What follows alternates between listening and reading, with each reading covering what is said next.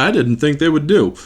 Welcome back, everybody. It's your pal Orange Hat here for another video. It seems that my previous video on this didn't have audio, so let's correct that, shall we? Anyway, Hollywood is reportedly blacklisting individuals posting pro-Palestine messages on social media. Considering how evil Hollywood is, and when I say evil, folks, sleeping with kids, promoting Satanism, blacklisting conservatives simply for political opinion, and also blacklisting Christians simply for their religious beliefs. Yeah, I'd say that's pretty freaking evil. But for blacklisting Palestinian support, never thought I'd see that, to be completely honest. But let's get into this, shall we? Shout out to John F. Trent and Bounding into Comics and them.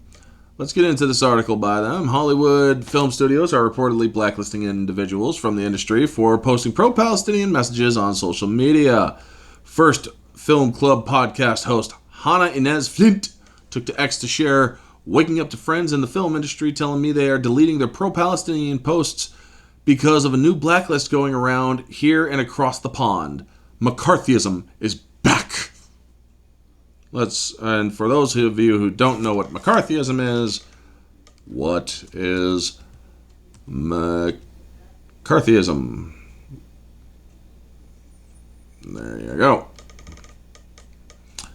It is a vociferous campaign called against alleged communists in the United States government, other institutions carried out under Senator Joseph McCarthy in the period 1950 to 1954. Many of the accused were blacklisted or lost their jobs, although most did not, in fact, belong to the Communist Party. So, yeah. A little bit of history there for you, folks. Now that we have that out of the way, would you call it McCarthyism? In a follow-up post, she wrote, Arab and Muslim filmmakers who already struggle to find work because of the systemic racism and Islamophobia can't even show solidarity in case of further repercussions. Think about that. Here's the thing, I do not believe in systemic racism. There is no such thing as systemic racism. Well, actually, I will correct myself. There is starting to be something called systemic racism. It's all a part of the Black Lives Matter movement. But that's a video for a different time. But yeah, before that, there was no such thing as systemic racism. No matter how much they would like to say it exists today. Daniel York Lowe, Associate Artistic Director of Kakalang Arts, appeared to back up Flint's assertion, writing, "The blacklist is thoroughly resurgent right now." Well, here's the thing. As I said at the beginning of this video, blacklists exist in Hollywood, so it's not really surprising to me. However, it is surprising that they did this particular blacklist. Ex-user Ashley Reese also posited an actor friend of mine just got dropped by her management because she posted resources for Palestine on her IG. And if any actors who follow me have any leads for acting managers or agents, let me know so I can let her know.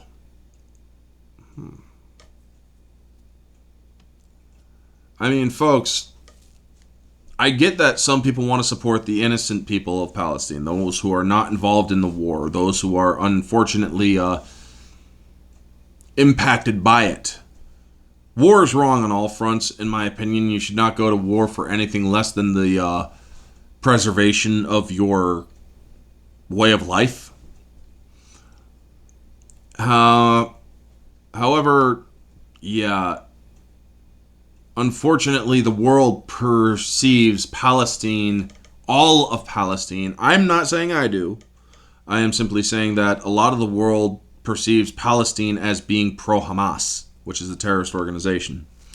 Unfortunately, the government is throwing their support behind Hamas, and Hamas operates out of Palestine.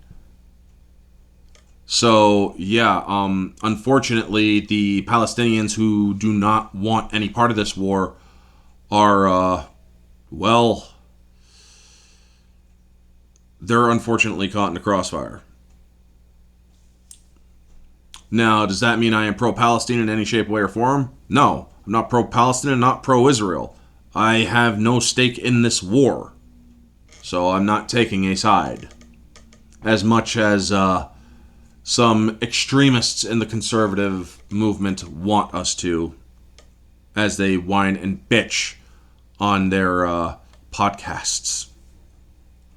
The Los Angeles chapter of Democratic Socialists, of America's Hollywood Labor, claimed there is indeed a blacklist. The organization posted, "Make no mistake, there is a blacklist growing in this industry for anyone who speaks out about Palestine. Folks are scared to speak out because they will lose work. If you're facing these issues, please shoot us an email at Hollywood Labor or at DSALA. We need to organize." Yeah, except have you seen the pro-Palestine organizations out there? The organizing or organizers for the pro-Palestine movement? Some of them are literally calling for genocide against Jews. So while it is their First Amendment right to say such foolishness, I think it is absolutely disgusting that you are calling for genocide simply because you are young and you don't know anything on this at all. It seems that I can close that now. Sorry about that, folks. So, yeah, that's a lot of what these misguided youth are jumping in on because they hate anything to do with the government, so they're going to go against the government. The idea that Hollywood studios and executives would organize a blacklist for those posting in favor of Palestine is not unheard of. New York Times' Ryan Mack reports that hedge fund manager Itai Lips. I'm going to have way too much fun saying this name. Lips! She bankrolled a website, anti-IsraeliEmployees.com. And, so... let's see here. That primarily pulls from LinkedIn and pro-Palestine messages and segmented the users based on their workplaces in an apparent attempt to shame them for their sentiments on the Israeli-Hamas conflict. Lips informed the outlet of the purpose of the website. We want to have it documented and a record. If I work in this company, but I see friends on LinkedIn celebrating and praising Hamas, I'm not feeling safe. I wouldn't either. However, the website was not just capturing individuals who were supporting Hamas, but others who were raising awareness about the humanitarian crisis or simply discussing a global event. Lips.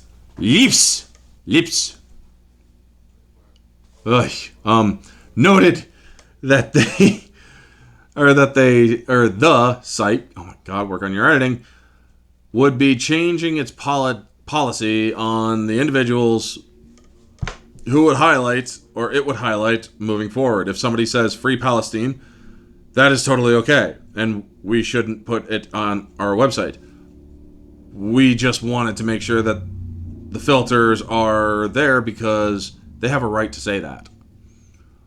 Now, as for Hollywood creating blacklists, the industry is well acquainted with them. Hercules' legendary Journeys actor Kevin Sorbo detailed back in August he was blacklisted for his political and Christian beliefs. He told Fox News, "It was sad to me, my manager and agent for so many years said we can't work with you or get jobs anymore because of you being Christian and a conservative." Sorbo continued, "And I almost had to laugh at that because it's an industry that screams for tolerance. And yet, it's a one-way street. It screams for freedom of speech. But Hollywood's a one-way street as well." Neil McDonough, who also shared he was blacklisted after he refused to compromise his Catholic faith and perform sex scenes, he told Fox News, "There was a time when I wasn't working. I couldn't get a job because people thought I was this crazy religious guy. But that wasn't the case. I love my wife, but I love my acting too. I was hopeful that at some point, someone would give me a chance again. And honestly, people should give Neil McDonough a chance. He is a great actor. So is Kevin Sorbo. He did a good job with the roles he was given. I think that them being blacklisted by Hollywood is a shame. But then again, there's also Jon Voight, Kristen, oh God, what's her, blanking on her name. Christy Swanson. She got a thing, and everybody also knows about Gina Carano, how she got fired from Lucasfilm here. About her not willing to jump on board with everything that Disney was doing. And then the tipping point came when she was warning about the dangers of hating your neighbor, where she posted this thing here, where they were saying, "Oh, you're just saying this about you're saying this about political parties," when no political party was even mentioned except for the Nazi Party from 1939, when they were getting people to attack their neighbors if they were Jewish.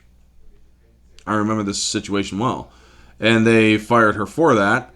Ironically, as pointed out by actor and YouTuber Clifton Duncan, Flint made it clear that she supported the firing of Carano.